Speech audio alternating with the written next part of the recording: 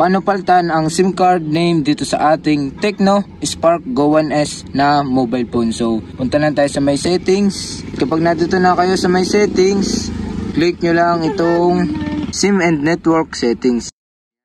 Once na maklik nyo na yan, tap nyo lang to. Yan guys. Once na matap nyo yan, may makikita ko dyang custom name. Click nyo lang yan.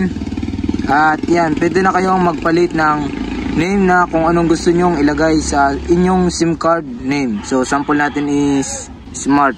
Ayan, at click the OK button. At yan.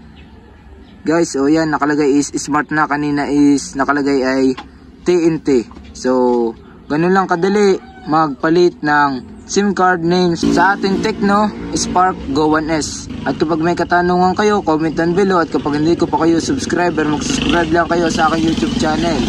Hit ang notification bell para sa mga susunod na video like this.